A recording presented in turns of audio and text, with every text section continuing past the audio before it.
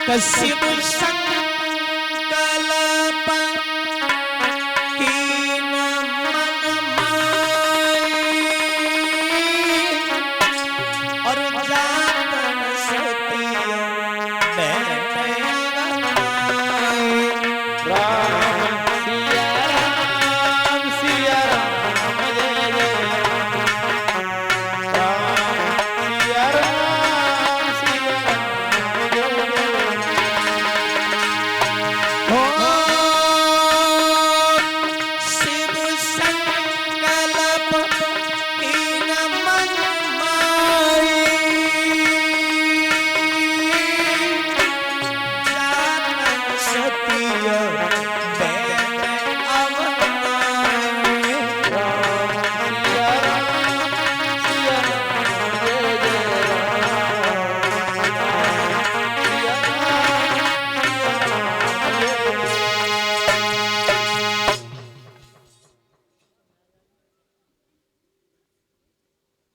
अब यहाँ से डरे अब तो एकदम तुम डाच चुकी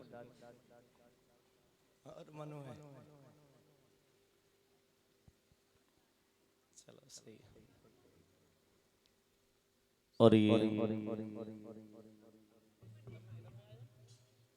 भाभी जी की तरफ से पुष्पों का हार हमारे गर्दन में प्रदान हुआ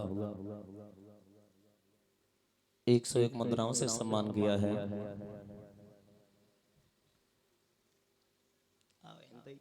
दे दे कहाँ परेशान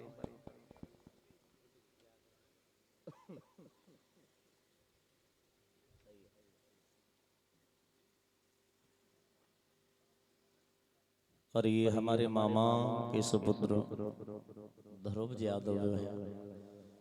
ध्रुव यादव की धर्म पत्नी हमारी मतलब भाभी जी 101 मुद्राओं से सम्मान कर रही हैं और पुष्पों का हार भेंट कर रही हैं। सभी साथियों का भी सम्मान कर रही हैं। भगवान का नहीं अगर मैं सुख शांति प्रदान होती रहे, धन के भंडार बढ़ते रहे, समाज में सम्मान मिलता रहे। बोलिए गोविंद भगवान की, श्रीमद् भागवत महापुराण की, संत भगवान की।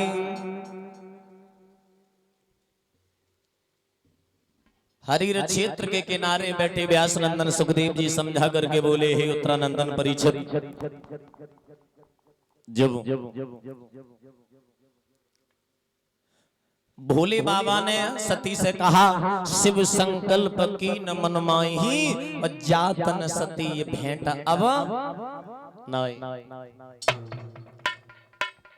तुमने हमसे झूठ बोला है। एक नहीं दो नहीं 87,000 वर्ष तक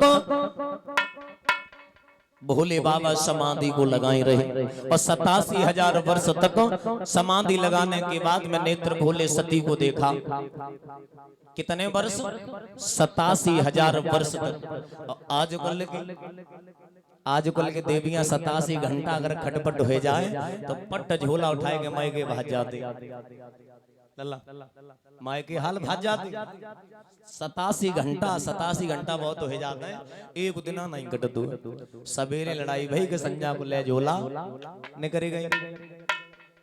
मैया सती ने कितना इंतजार किया? 87,000। मैया चरणों पर बैठी रही। भगवान राम अपनी पत्नी को लेकर के, छोटे भैया लक्ष्मण को लेकर के 14 वर्ष वनवास तक रहे, भोगे, ब्रह्मचर्य धारण किया। क्या किया? ब्रह्मचर्य धारण किया, भगवान का भजन किया।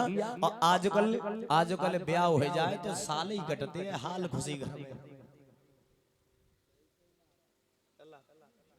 भगवान कसम 14 वर्ष तक भगवान श्री राम मैया सीता के साथ में रहे, पर लेकिन ब्रह्मचर्य धारण करने के बाद परमपिता परमात्मा का भजन करती रही।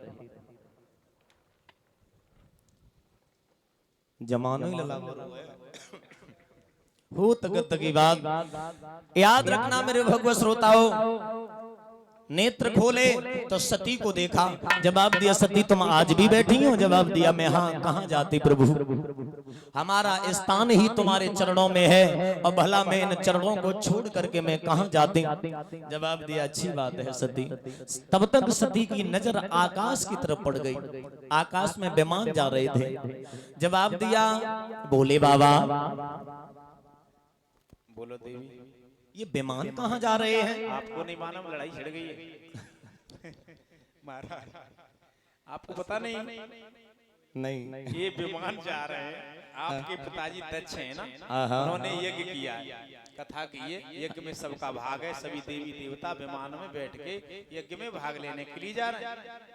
बोले बाबा आपको और हमें क्यों नहीं निमंत्रण दिया? हमसे नाराज है आपके पिताजी। क्यों एक ऐसा? बार हम ब्रह्मा जी सभा लगी बैठे रहे, हाँ। तो आपको तो मालूम है हम कहीं बैठते हैं तो आंखें बंद करके बैठते हैं, चाहे कोई ढोल बजते ना जमाजी रहा, हम बैठे रहे आंख बंद करके, आपके पिताजी दक्ष आए तो दक्ष को देख के सभी भक्त खड़े हो गए, हमने देख नहीं पाए, आंख बंद करें बैठे रहे, उन्होंने अपना अपमान समझा कि हमें देख के खड़ा नहीं हुआ। उसी दिन से वो हमसे नाराज हैं, उन्होंने हमें निमंत्रण दिया नहीं है, हम उनकी यज्ञ में भाग लेने जाएंगे, बिना बुलाए जाएंगे, यज्ञ पूड़ी कचौड़ी। तो मतलब इसका मतलब ये है आप नहीं जाओगे? नहीं जाएंगे। तो हम तो जरूर जाओगे। तुम क्यों जाओगी? सम्मान नहीं क्यों? मिलेगा। हमारे पिता हैं, हमारी माँ है, साथ की सहेलियां माँ मिलेगी। अरे सहेलियां मिलेंगी, लेकिन बिना बुलाए जाओगे सम्मान नहीं मिलेगा। भोले बाबा समझा करके बोले सती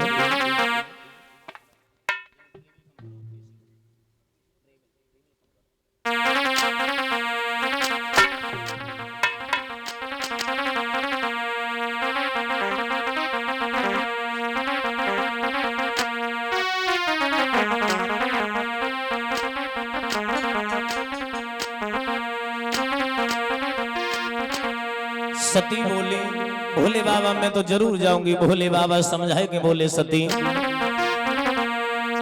आदर नाई हुई है और सती जी बिना बुलाए जय आदर नहीं हुई है, सती जी बिना बुलाए जय, आदर नहीं हुई है, सती जी बिना बुलाए जय। आदर नाई हुई है लला सती जी बिना बुलाए जय आदर नहीं हुई है, सती जी बिना बुलाए जय। पिता तुम्हारे ये गिर जावे सब देवन को घर बुलवावे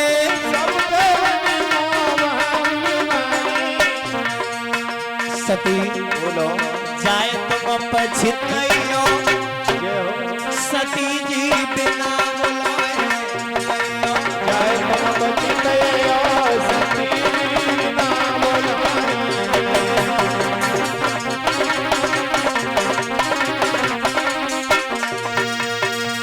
जवाब दिया सती अगर तुम बिन बुलाए जाओगी मां सम्मान नहीं होता।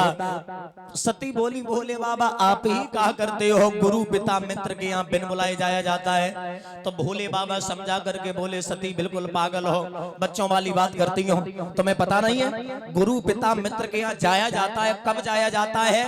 जहाँ अनमन न हो, जहां अनमन न हो वहां बिन बुलाए जाया जाता है। और जहां बिन बुलाए वहां पहुंच गए लल्ला वहां सम्मान नहीं होता, वहां जाना उचित नहीं है हमारे ख्याल से।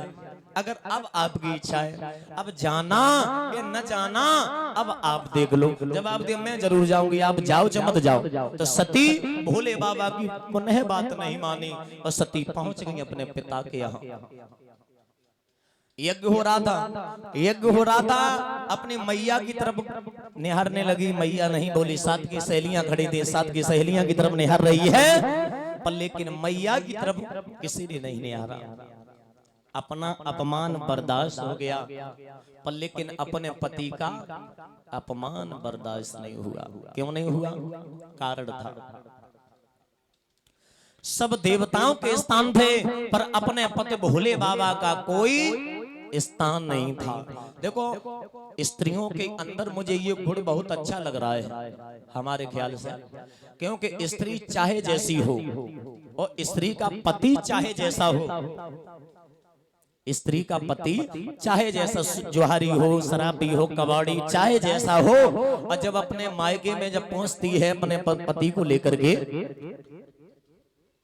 तो अपना सम्मान हो या न हो पर लेकिन अपने पति का सम्मान चाहती है हर बहन, हर बेटी। अब कछ तो बेटियां ऐसी हैं, आई कपड़ू ना उतारे, झोला धरो कौन पट जघर कौन बघर जोले, दो चार घर छुचिया, तब तक उन्हें चैन ना है। और जो बे आए हैं संग श्रीमान जी, बेचैन पानी मिले च न मिले, वे घाम में ठाड़े और ठाड़े रहे, कोई चिंता है। कछु ऐसी होती है, वो सबकी बात नहीं कर रही, सब तो माताएं। हाँ, तो बोलिए गोविंद भगवान की। तो सती मैया को अपमान भोले बाबा का बर्दाश्त नहीं हुआ। जहाँ यज्ञ हो रहा था, यज्ञ के पास में बैठ करके अपने पति भोले बाबा के चरणों में ध्यान लगाया और अपने शरीर को जला दिया। शरीर को जैसे ही जलाया, पवन देव से आदेश दे दिया, पवन देव हो सके भोले बाबा तक मेरा संदेशा पहुंचा देना। पवन देव ने भोले बाबा तक संदेशा जैसे ही पहुंचा, कैलाश पर्वत पर बैठे भूतनाथ भोले बाबा जो रहे, जैसे ही संदेशा प्राप्त हुआ, क्रोध में आकर के लला